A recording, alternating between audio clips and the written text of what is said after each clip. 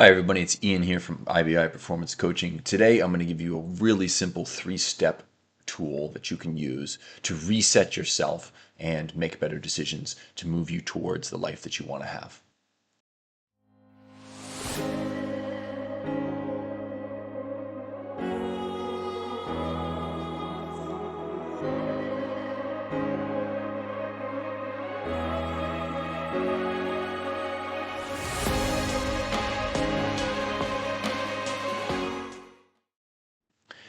All right, so before we jump into this tool, let's make a quick distinction between towards and away decisions. Towards decisions are the ones that move you towards a desired future state. Now, you can't always control, in fact, you can almost never control the environment in which you live, not completely, and you can't always control the outcomes of the actions that you take. So that's why I like to focus more on moving towards the person you want to be, because that is always up to you. This is one of the reasons I'm fond of saying that elite performance is nothing but a choice. What elite performance consists of may depend upon context, but regardless of context, it's always up to you whether you show up as an elite version of yourself. And obviously, the more that you do that, the more that becomes the standard for you. So it really is just up to you. Away decisions, on the other hand, are going to be the ones that move you away from a desired future state or the kind of person that you want to become in the future.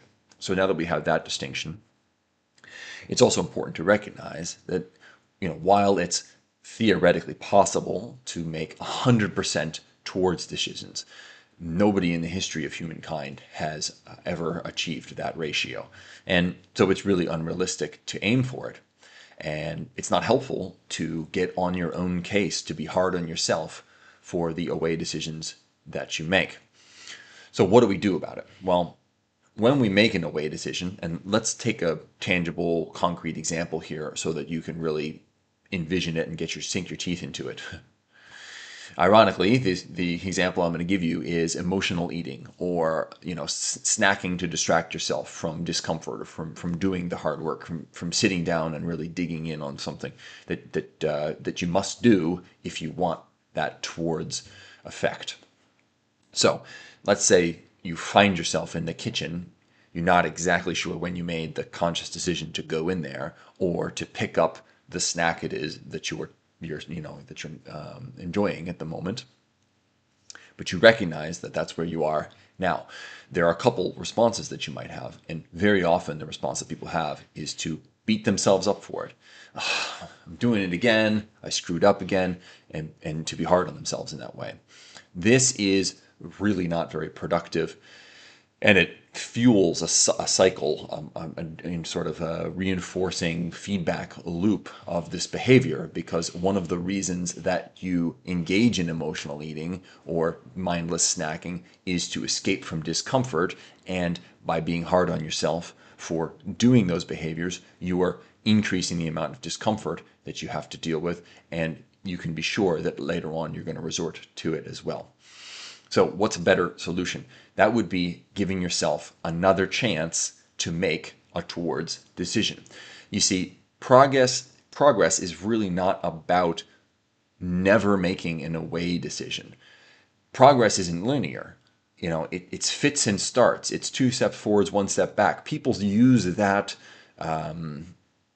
colloquialism, 2 steps forward, 1 step back, to suggest that they aren't making progress. But 2 steps forward, 1 step back is progress. You still made a step of progress. Yes, it's taken you 3 steps to make a step of progress, but that is the nature of progress.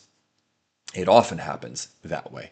And again, it's non-linear. So really, if that's the nature of progress, then what we're looking for is not to avoid all away decisions, because no one has ever achieved that. What we're looking for is to give ourselves more opportunities to make towards decisions. So the person who goes 2 steps forward, 1 step back, and does that once has only moved forward 1 step. But the person who makes 1,000 decisions has now moved forward 300 something steps, 333 steps or something like that, right? Really is nothing more than a function of making more decisions, giving themselves more opportunities to make towards decisions. This is in acceptance and commitment therapy, which is one of the most clinically proven, highly effective approaches to behavior change that I've ever experienced and that I use with my clients. This is what they would call a choice point. It's the feeling of being at kind of a crossroads, of knowing that you can go one direction or another. It's when your alarm rings and you have to choose whether or not to get up and do that workout that you told yourself the night before that you were going to do, or to hit the snooze button. Pretty clear which one would be the toward and which one would be the away decision here. That feeling of being at the crossroads is the feeling of getting to make a towards and away decision. But often, because of habit, because of the way that our neurobiology, our dopamine firing, these sorts of things, we will often fly right past that choice point. You won't even notice that you're not sitting at your computer doing work anymore, but you're suddenly in the kitchen eating a snack, or that you're engaging in something like emotional eating or eating to avoid discomfort. We fly right past this choice point. And in that case, it makes even less sense to beat ourselves up for making a poor decision, because we haven't really had the experience of having to make a decision. We skipped right over that. The remedy is to give ourselves a second chance at making a better decision. And the tool that ACT provides for us to do this with is called dropping anchor, and it consists of 3 steps, as I said. Okay, now, conveniently, those 3 steps spell out the acronym ACE, A-C-E. A stands for awareness, and this basically comes from noticing what it is that you're doing, how it is that you're feeling about what it is that you're doing. It's basically reconnecting with what is actually happening in, and this is very important, a non-judgmental way. So it's awareness, but there's also a certain element of acceptance, and you could even call this awareness/acceptance if you want, of where you are and what it is that you're currently engaged in doing. So if you find yourself engaging in emotional eating, notice that you're engaging in emotional eating. Don't judge yourself for it. Just say, I'm engaged in emotional eating. I feel upset, I feel angry, I feel sad, and I have turned to the Twinkies or whatever it is. Do people still eat Twinkies? That's the first step. The second step is connection, specifically with your physical body.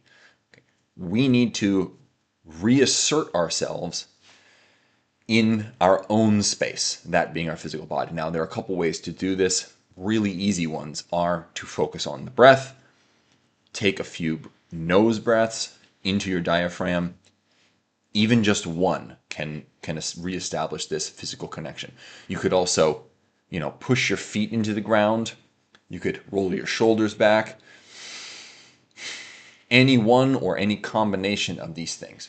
But there's a reconnection to your physical body, because very often, and I'm sure we've all had this experience, when you are in the state where you're flying past your choice point without actually feeling like you ever made a choice, it's because you are up here and your emotions have more or less hijacked your physiology. We need to reconnect to the physiology as a way to oust the emotions from the driver's seat. Okay. The third step, the E, is environment. And this is where we notice where we are. So again, this is about sort of getting the emotions out of the driver's seat and getting the rational mind back in that driver's seat. So we connect with our environment by looking around us and noticing 2, 3, 4 things that are around us. Nothing doesn't have to be anything special. You could say, that's the refrigerator. I can hear it humming. I can hear the kids playing in the other room. I'm wearing black socks today. Okay, something like this. You're looking at the things in the environment, just noticing them. So now you've given yourself not only a physiological reinstatement, but you have placed yourself in a context. Now, these 3 according to ACT, these 3 steps don't need to necessarily happen in that 1, 2, 3 order, but you can mix them up. But in my own personal experience, it makes a lot more sense to start with awareness and acceptance, then to go to the body, and then go to the environment. It just seems to flow naturally like that. You can try it out for yourself and see how it works best for you. Now, you might be thinking like, but how am I supposed to remember to do this when I'm in an emotional state, when I've been emotionally hijacked? Well, practice. Practice. Mental fitness and physical fitness share a lot of parallels.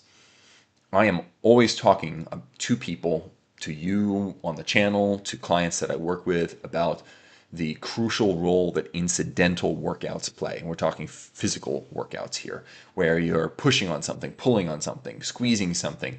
Maybe you're, sucking your stomach in, or pushing your feet into the floor, or maybe you're trying to curl your table. Okay, you can always find opportunities to inject exercise into your day.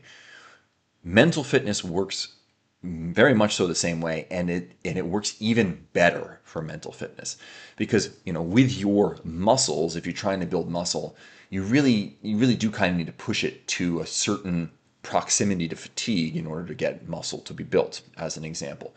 But with your brain, it's really about repetition. You're teaching your brain a new skill.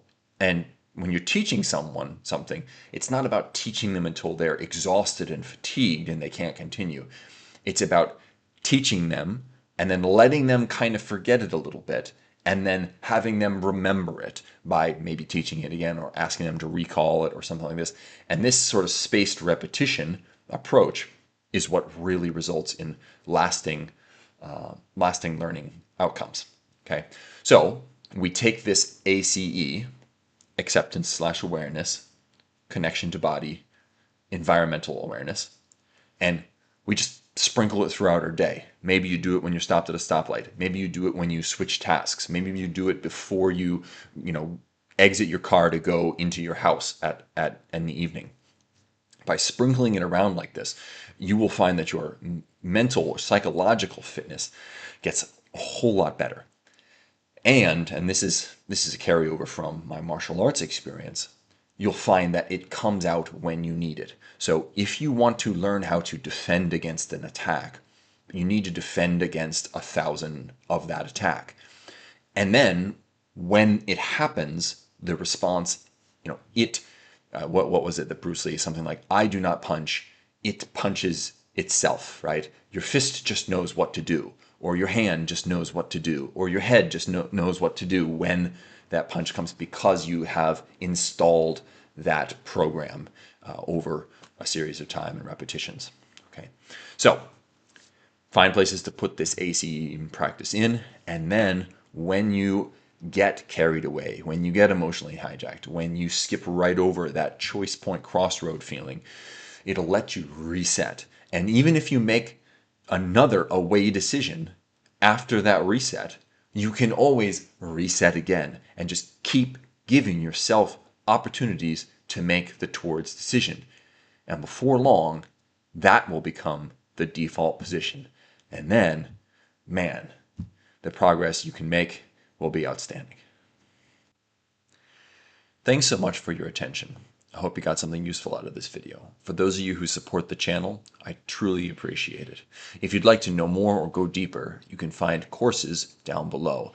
They're very reasonably priced and designed for people who have a little bit of space, not very much time, and limited equipment, but who still want to get fantastic results from their workouts. There's also a Facebook group that's free to join where you can find all sorts of support. If you have any questions or comments about the content of this video, please post them down below. Thanks again, and this is Ian reminding you that elite performance is nothing but a choice.